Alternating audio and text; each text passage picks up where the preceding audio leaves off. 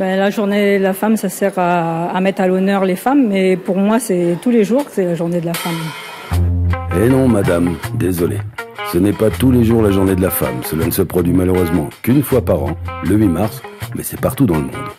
Alors, dans Parole d'élus, comme chaque semaine, on est allé interroger nos élus. On leur a demandé comment ils la vivent, cette journée de la femme, ce qu'il faut faire, ce qu'il ne faut absolument pas faire ce jour-là. Et puisque ça a l'air si formidable la journée de la femme, pourquoi pas une journée de l'homme ? Bref, à quoi ça sert vraiment la journée de la femme ? Ça doit servir à réfléchir sur la condition des femmes.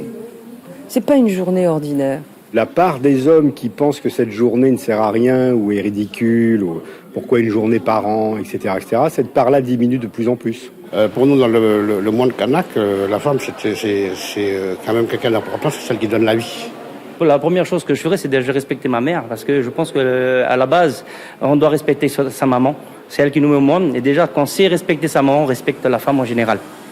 Si nous, on est là aujourd'hui, c'est parce qu'il y a la femme. Les liens qui sont tissés, les relations qui sont tissées, c'est toujours à partir de la femme. Les relations que la femme noue. Et elle vient, s'insère dans un clan, mais à partir de là, elle donne vie, et puis elle donne la vie à la personne, au clan, et après aux générations. Qu'est-ce qu'il ne faut pas faire ce jour-là ? Je crois qu'il ne faut pas faire ce qu'on fait tous les jours.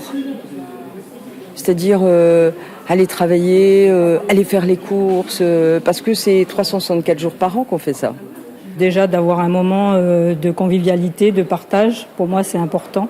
Un moment où la femme peut se poser, boire un petit thé, manger des petits gâteaux, discuter. Pour être avec d'autres femmes et parler de la cause des femmes, parce qu'il y a encore beaucoup de chemin à faire pour arriver vers une égalité complète homme-femme. Il faut un moment de convivialité, donc qui soit culturel, entre femmes, mais aussi avec les hommes. C'est un point sur lequel je veux insister. Et peut-être qu'on aura besoin des hommes à ce moment-là, parce qu'on n'est absolument pas sectaire. Mais je crois qu'il faut un moment entre nous avant de l'ouvrir aux hommes. Il ne faut pas se renfermer et avoir un discours, moi, que je trouve parfois trop féministe. Voilà. La présence des hommes est nécessaire, l'implication des hommes est nécessaire, et ça c'est assez nouveau. Oui, que les hommes nous aident effectivement à porter ce message ce jour-là. Après, ce qu'il ne faudrait pas qu'ils fassent, écoutez, moi je parle pour les femmes. Pourquoi il n'y a pas de journée de l'homme ? Je pense que nous, l'homme aujourd'hui, il est carrément devant des choses. La journée de l'homme, mais c'est 364 jours par an. Donc ils n'ont rien à demander de plus que ça. D'abord, on exprimerait quoi à cette journée de l'homme ? On dirait quoi ? Pour défendre quoi ? Pour évoquer quelle cause ? Donc elle aurait ni réalité ni sens, cette journée de l'homme. Journée de l'homme, on a plein de journées de l'homme. Je pense que la journée de l'homme, peut-être elle va venir un jour sur place, mais on l'a tellement prise pendant des années que peut-être les femmes ils ont du retard pour nous rattraper. Donc laissons-leur rattraper le retard et puis peut-être on fera la journée de l'homme ensuite.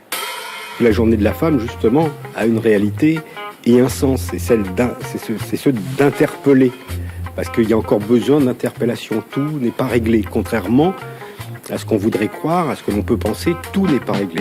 Il reste vraiment, vraiment beaucoup de travail.